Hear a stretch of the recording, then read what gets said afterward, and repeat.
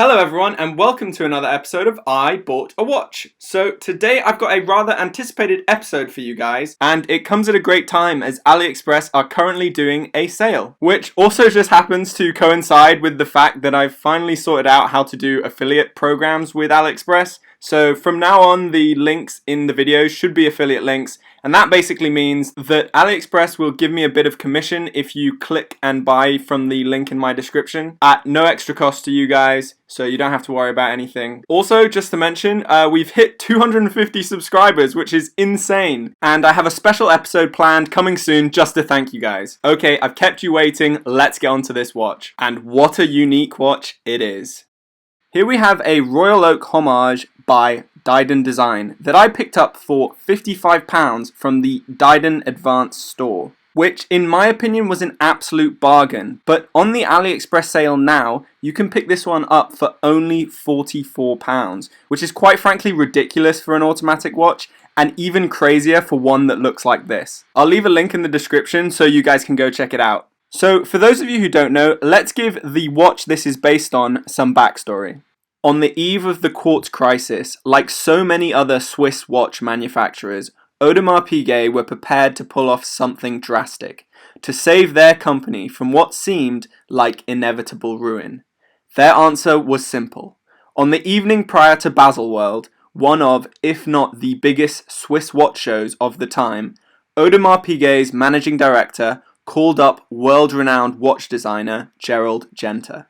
He explained that the Italian market were expecting an unprecedented steel watch for which he needed to design and have to him by the following morning. It needed to be a sports watch for all occasions, with the most beautiful finishes ever seen. Faced with this mammoth task, Genta worked through the night and, come morning, had pulled it off, and formed the sketches for what was to become the Royal Oak, a watch which, by his own volition, was to be his magnum opus. Released just a year later at Baselworld, the Royal Oak has been heralded as one of the most daring and revolutionary designs in watchmaking, and has since become an incredible horological success story that saved AP and became one of the most iconic watches ever.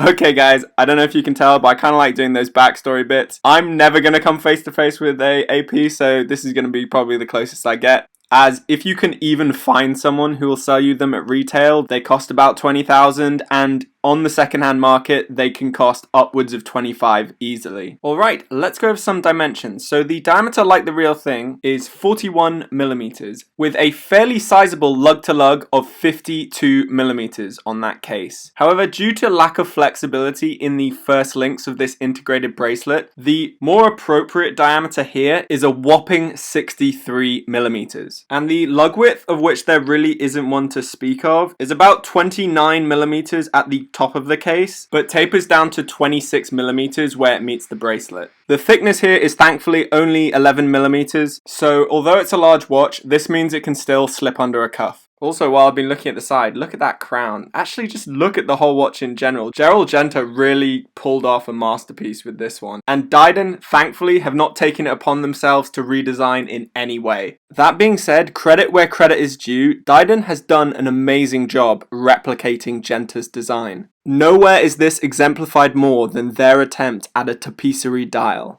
I would almost go as far as to recommending pausing the video now and opening this video on your laptop if you haven't already, just so you can appreciate the intricacies of this dial. If you can't make out, the raised portion of the dial features a broken set of concentric circles, while the lower level features a radial waffle texture, which starts impossibly fine at the pinion and gradually increases in size as you reach out to the edge of the dial. This has easily got to be one of the most impressive and intricately designed dial architectures I've ever seen on a budget watch, or really any watch ever for that matter. The rest of the dial faithfully follows the Royal Oak's design, with baton-styled hour and minute hands and a lance-styled second hand. A Didun Design shield logo is applied under the 12 o'clock, with the words Didun Design printed on a raised section, and the words automatic similarly printed above the 6. Around the edge of the dial is a set of applied hour indices and minute track, with a double batten at the 12 and a half-sized batten at the 3 to make space for that cutout date window.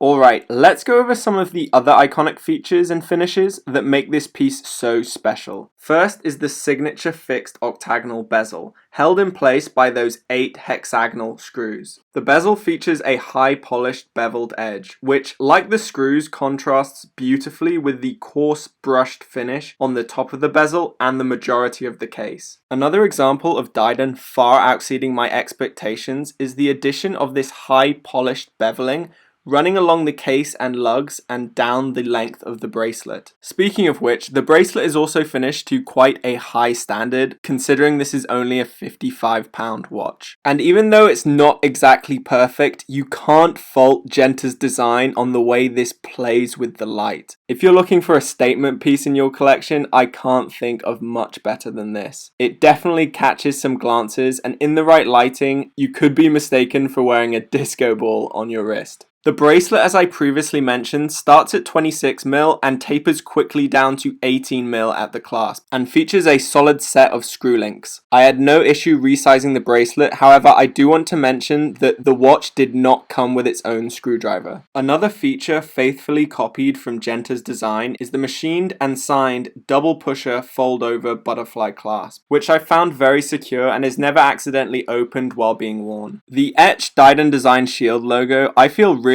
adds quite a lot and really puts to shame some of the other offerings on AliExpress when it comes to the finer details in finishing a watch. That's not to say there's no quality control issues, I'll get to those at the end of the video, but for a mechanical watch for £55 or $44 in a sale, I can't think of a piece that's much better. Taking a look at the back, we have a signed screwed down case back, as in using 8 screws, and the words 30-meter water resistance, which isn't too bad considering the 20,000 £1,000 original only has 50 meters. The display caseback also gives us a look at the Seagull Caliber TY2806, a hacking hand-winding high-beat automatic movement with a power reserve of 36 hours. And over the course of the last few weeks, mine has been running at plus 8 seconds a day. However, I must say, because it has such a low power reserve, you will find yourself resetting this one, unless you're going to wear it as your everyday piece. Luckily, setting is super easy. You unscrew the screw down crown. First position allows you to set the date, and pulling it out to the second position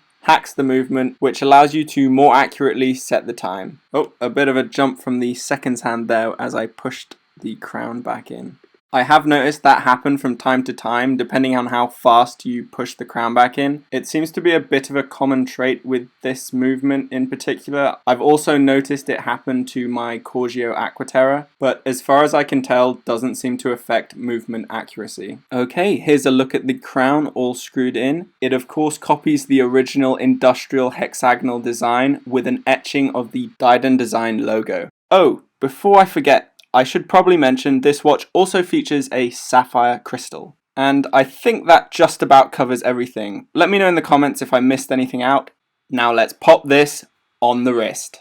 And here it is. Now, as you can see immediately, what a wrist presence this one has. And even in this low light, it's sparkling away, and I think it looks great. But fair warning, and as you can probably see, this one does wear big for a 41mm. And I think that's largely because the diagonal diameter between opposite corners is about 50mm. So that probably answers why it looks so big on wrist. The watch wears fairly comfortably, although I do wish they'd figured out a way to squeeze in some levels for micro adjust.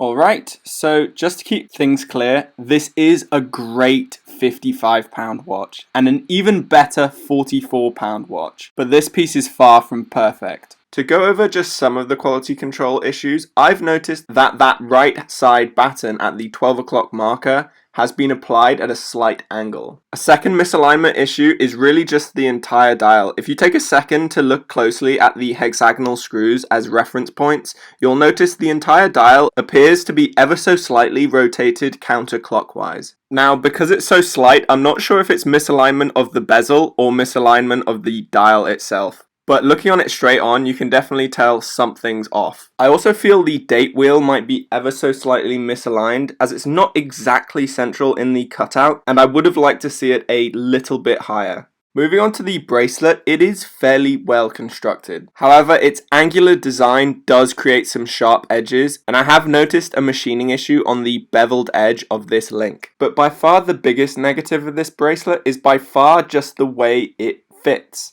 By far the biggest negative of this watch is those first fixed links on that integrated bracelet, which really give this watch a formidable lug-to-lug measurement.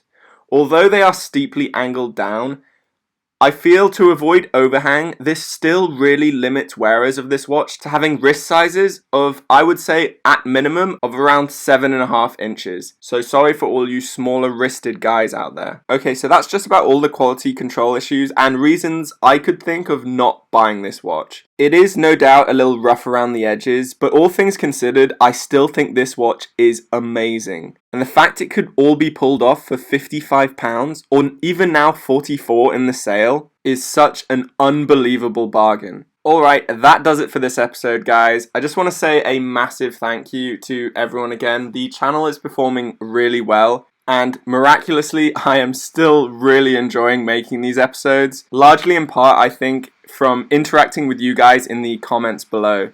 So if you do like what you see and want to see more, please do remember to like and subscribe. Stay safe. I'll see you in the next episode.